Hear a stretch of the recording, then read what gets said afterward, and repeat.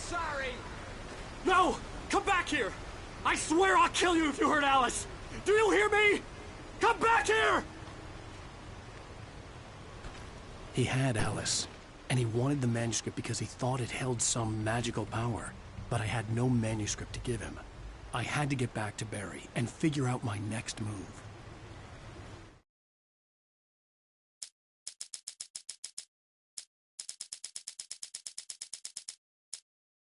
This was a late goodbye.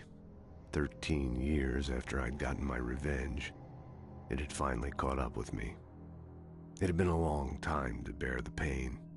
My blood painted the snow red. A gruesome slushy dissolved all the scattered painkillers and leisurely dripped down to the sewer, mingling with the bile of the city, becoming one with it.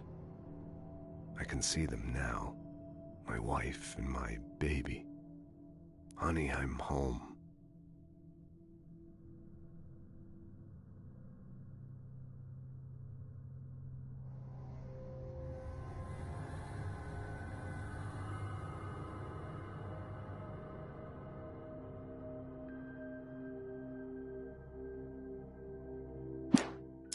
In spite of its human mask, to describe the Dark Presence as intelligent would have implied human qualities on something decidedly inhuman. Nonetheless, it found the one spot in the diner that was dark enough. Some light spilled into the corridor, ravaging it. But it took the pain. Horrible as it was, the writer would soon fix that. He would be coming to the one place where it still had power. Barry had never gotten along with Alice, but he knew Alan loved her with an almost frightening intensity. And now something had happened to Alice. And here was Al armed with a gun and saying things people got put in padded cells for. It was as if his friend had experienced a massive psychotic episode and was now totally disconnected from reality. It scared the shit out of Barry. The air in the visitor center was heavy with an awful smell, as if some rotten drowned thing had crawled up from its grave. Rusty kept coughing blood. My eyes were drawn to the twisted shape of his broken leg. The attack had been vicious. Max whined in his cage. Rusty's eyes were wild with fear and terror. He gasped. "Mr. Wake, it happened just the way it was on that page."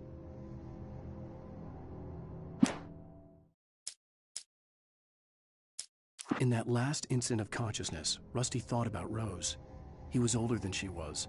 Rose was barely out of her teens, but she made him feel young and forget what a train wreck his long-dead marriage had been. He still wore the ring. He'd been waiting for her to tell him to take it off. Now she never would.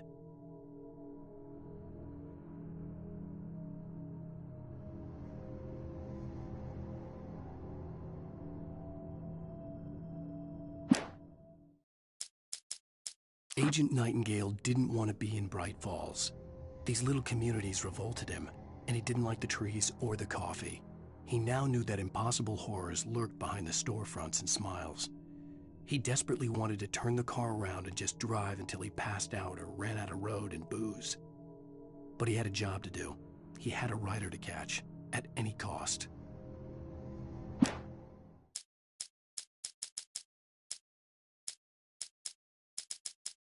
Nobody in Bright Falls seemed to know where Al was, but Rose, the waitress at the diner, had seen him.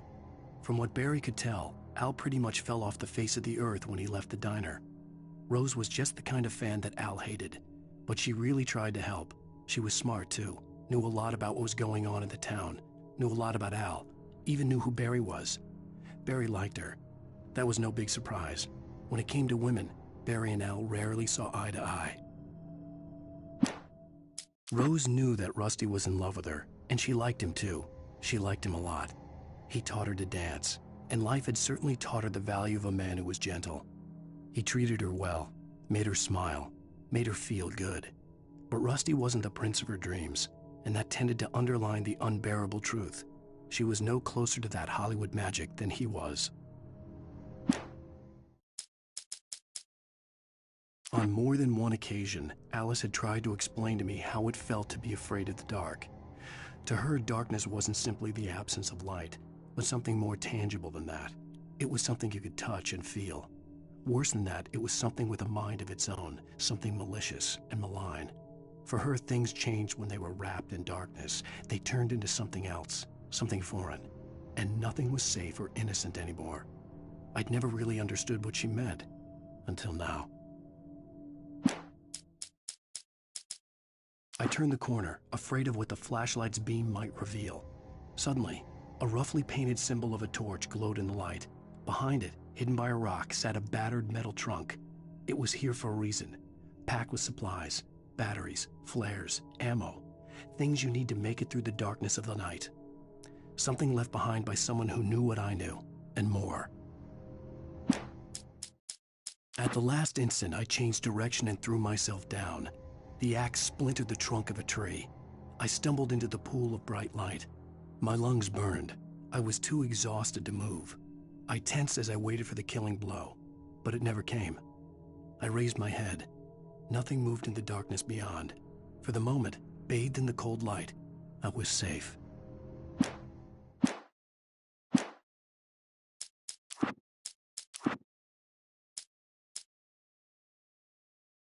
Departure by Alan Wake. The man turned to face me. His face was covered in shadows. It was hard to make him out in the darkness of the forest that surrounded us, but the axe he lifted was plain to see. It glistened with the blood of his victim. He grinned madly. The shadows were alive, distorting his features. It was a scene from a nightmare, but I was awake. The Taken stood before me. It was impossible to focus on it, as if it stood in a blind spot caused by a brain tumor and eye disease. It was bleeding shadows like ink underwater, like a cloud of blood from a shark bite. I was terrified. I squeezed the flashlight like my life depended on it, willing it to stop coming any closer. Suddenly something gave, and the light seemed to shine brighter. I heard them before I saw them, swooping down from the sky and screeching as they came. I spun around just as the cloud was upon me. For an instant, I stared into 100 dead eyes, black pearls glittering in the darkness. I raised the flashlight and the swarm exploded like fireworks. Feathers burned, turned into ash. I couldn't hear my scream above theirs. At first, I kept finding the pages as if by accident. The book I couldn't remember was either a terrible and true prophecy or an act of creation that had rewritten the world. I began to hunt the pages feverishly, for they held the answer to the mystery. With it, I could save myself. With it, I could save Alice. I stepped into the gas station's garage. It was dark and quiet. The place was a mess. It looked like someone trashed the place or that there'd been some kind of fight.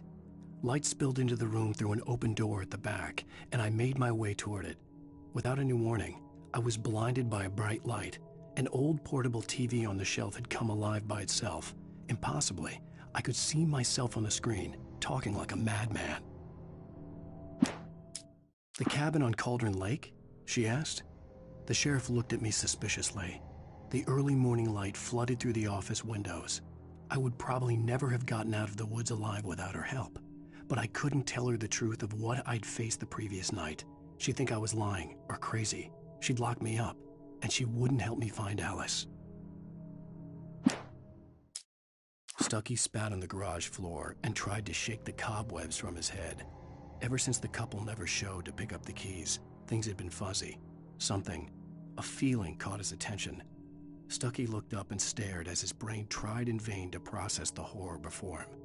He stumbled back, knocking over a can of oil. A black pool spread across the floor while he struggled for a brief moment, then let go as the unrelenting darkness engulfed him. Rose knew she had been gushing, but right now she didn't care. As far as she was concerned, her brief meeting with Alan Wake was literally the high point of her life. She watched as he got in the car with his wife. She was pretty, confident, at ease with Wake. Not like Rose. They were perfect for each other. She'd have given anything to be called their friend. Barry Wheeler was bouncing off the walls. He jumped on a plane after his calls were ignored by both Al and Alice for several days. It could mean that they were both on a second honeymoon, but Barry didn't buy it. Al had been way too unstable for that, not sleeping, messed up. Barry had years of experience dealing with Alan Wake, and he couldn't ignore it. Something was wrong.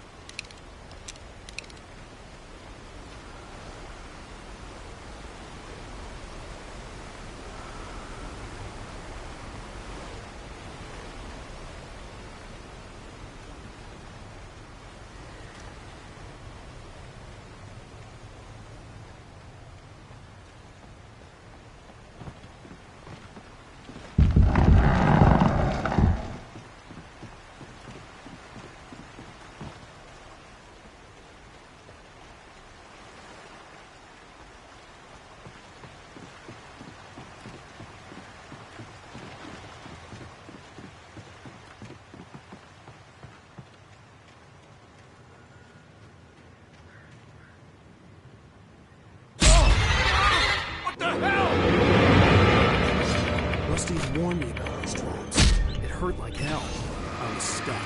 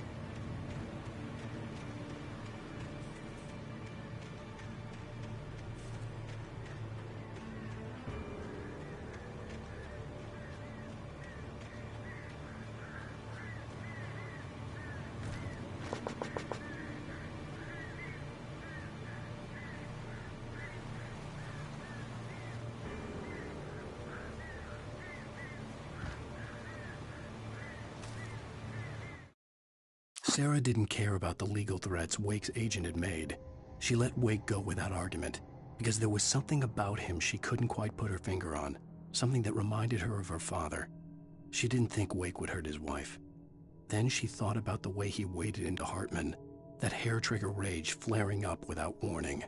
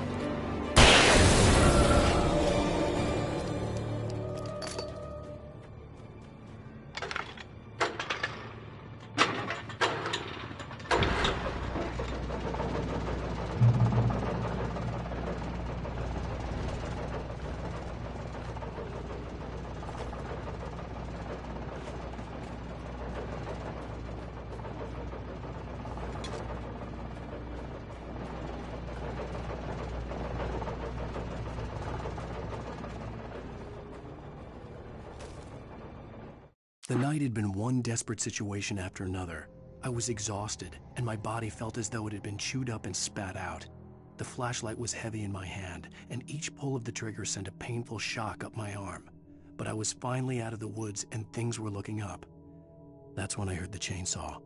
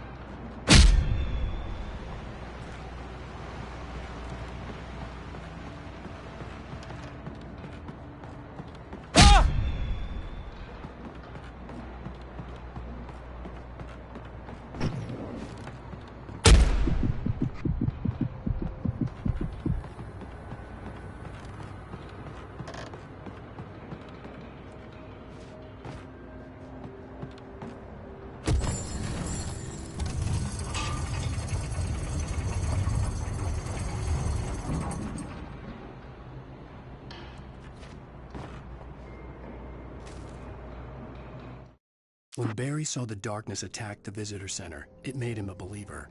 The men Al said he'd shot, they hadn't been just locals on crank. Somehow the world had changed, like the channel had been switched without warning. You think you're watching a sitcom, and you're really watching a horror show.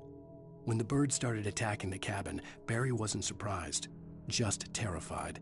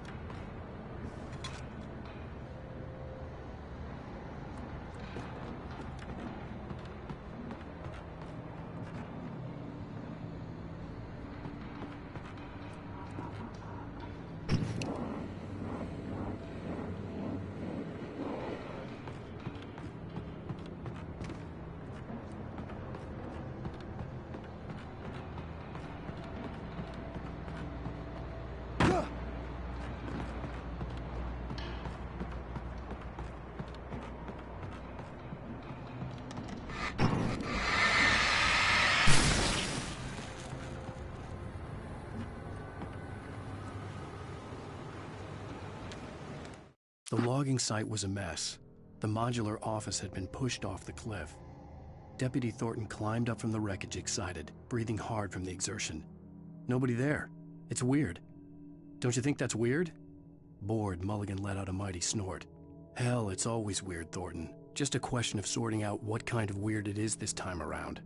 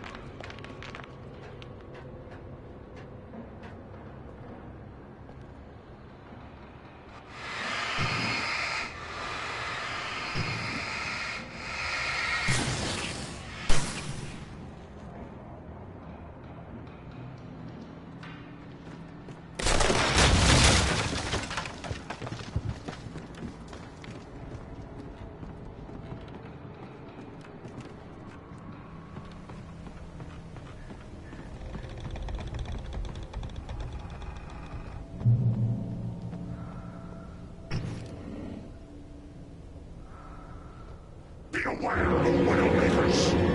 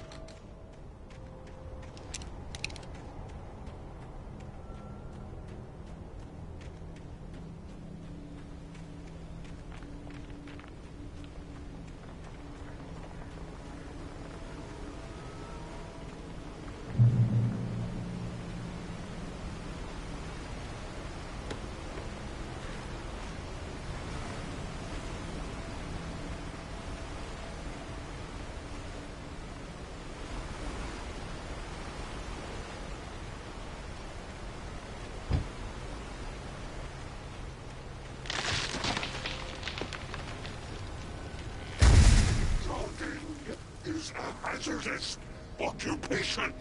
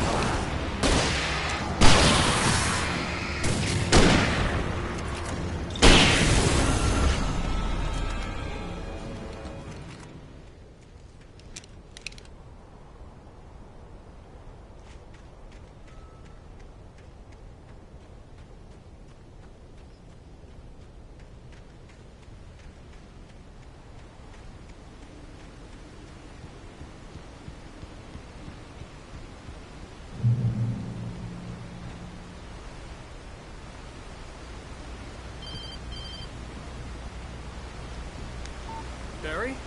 Ow! The porch is covered with birds. They've got all Hitchcock on me. Stay out of sight. I'm on my way. Don't open the door. What am I, crazy? Stay hidden. I'll be there soon. Just make sure you keep the lights on.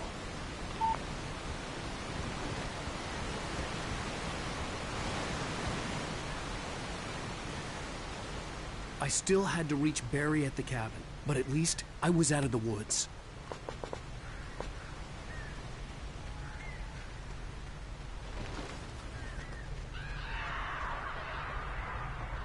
I'd have to get the car from the locked garage. It would get me back to Barry faster, and the headlights were a welcome bonus.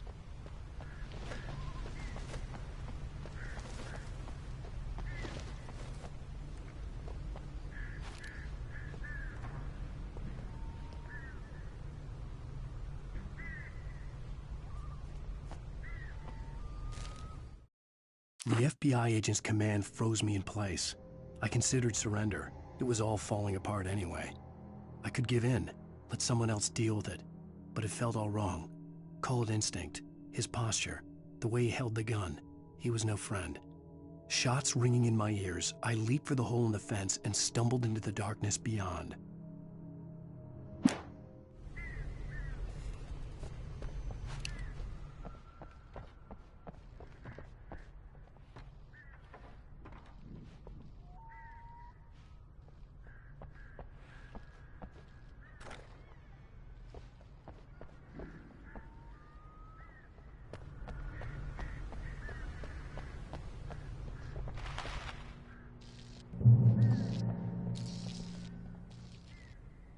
I had to find the key to the garage.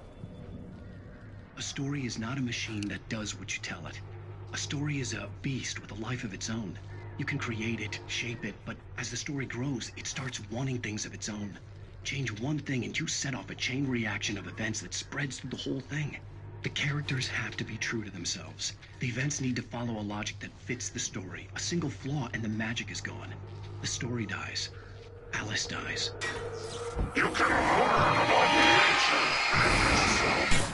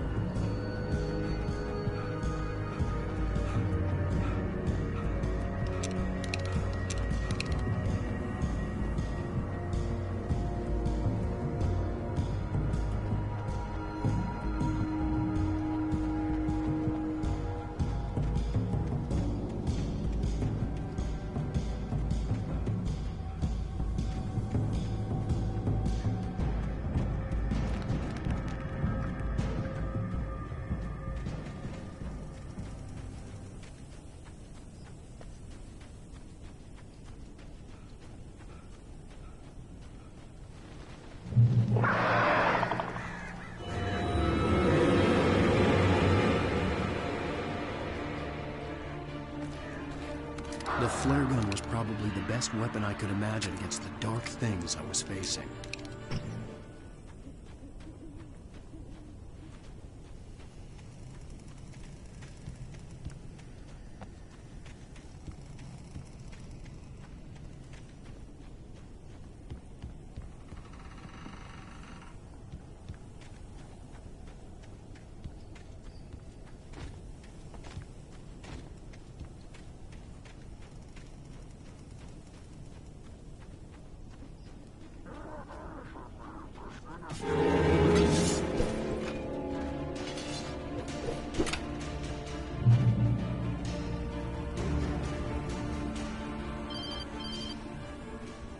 It was the kidnapper. You son of a bitch! Where's my wife? Enough horseplay, Wake. You deliver the manuscript, and you can have your woman back. Simple as that. I don't... Listen. I'm gonna need time to finish it. I still need to write the ending. I need a week. It's not done. I need a week. 2 days. The old Bright Falls coal mine is nearby. You can find it easy, city boy. The main building, there at noon. You bring the manuscript, you'll get your wife. If not, well, get me? Yes, I get you.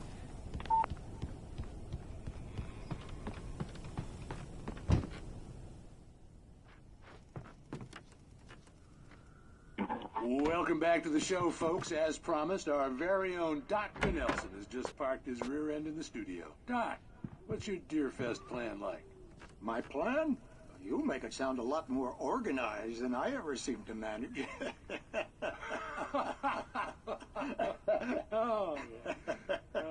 No plan, really. Just taking the atmosphere. I'm getting a little too rickety to do much more than that, you know. Oh, tell me about it. No sack race for us older gentlemen, huh? Yes, exactly, Pat. But I'm going to check out the parade, of course. And I'll be one of the pie contest judges, too. Well, that takes a different kind of constitution. Oh, yeah. It's my kind of exercise. Now, Doc, seriously, you're in pretty good shape. You're the outdoors type. I know for a fact you're an avid fisherman. That's right. Matter of fact, just caught a heck of a largemouth bass early this morning. But you're not taking part in the fishing contest? No, not this year. See, Pat, I'm just not that competitive anymore. Now I just like to take my time, enjoy the peace. No fun.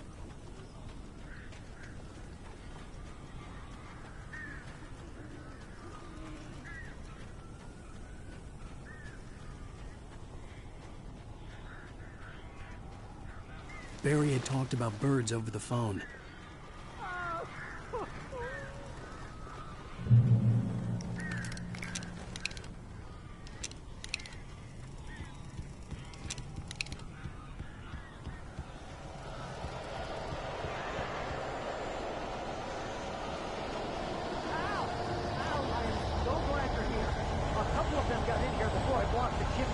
This isn't normal. These birds are weird.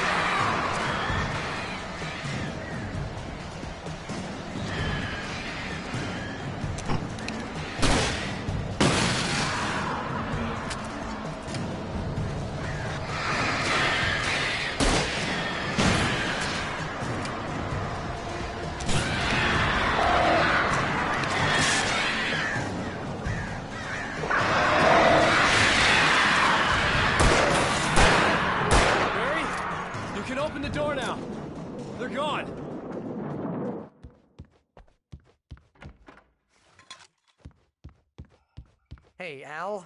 I'm sorry for thinking you were having a psychotic episode, man. I sent Barry to the town to ask around about a man fitting the kidnapper's description. He'd go through the archives of the local paper. Perhaps he could learn something. Anything about the island and the cabin that had disappeared. The man wanted a manuscript. I had to try to write him one to get Alice back.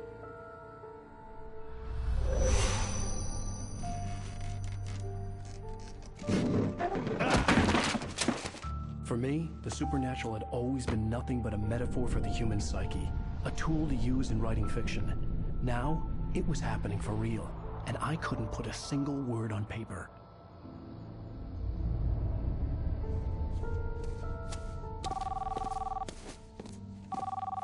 Barry Wheeler speaking. This is Rose. Rose? I found Mr. Wake's pages. Oh, you sweet, brilliant girl. Could you and Mr. Wake come get them? I live in the trailer park outside the town. We'll be there in less than an hour. Bye now. See you soon. Have a great day. Hope you come back soon. Welcome to the Old Dear Diner. Good girl.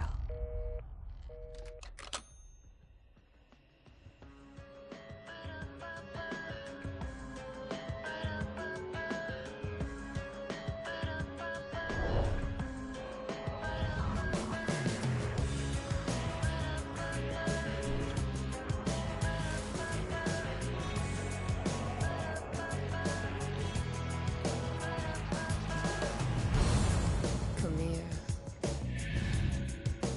Pretty please, can you tell me where I am?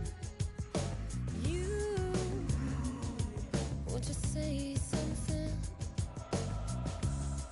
I need to get my bearings amongst and the Previously on Alan Wake, Alice has been kidnapped. Alan, please help me. Alice? You'll do exactly what I say if you ever want to see your wife again. I can't tell anyone except my agent Barry. Damn it, Barry, they'll kill her! You're my best friend, and I'm worried that you're not right in the head. The ransom is a manuscript I supposedly wrote that's coming true before my eyes. It happened just the way it was on that page. So dark. I have found only a few scattered pages. I want the entire manuscript. The deadline is in 2 days. I found Mr. Wake's pages. Good girl. How the hell did she get her hands on the manuscript anyway? I don't know. She's resourceful. I told you were too hard on her. Listen, I found out all sorts of interesting stuff while I was digging around. Yeah. Mr. Wake, it's Sheriff Breaker. We have an FBI agent here, Agent Nightingale. FBI? He's anxious to see you. You'd better come to the station. Okay, I'll be right over, Sheriff. Let's make this quick, huh?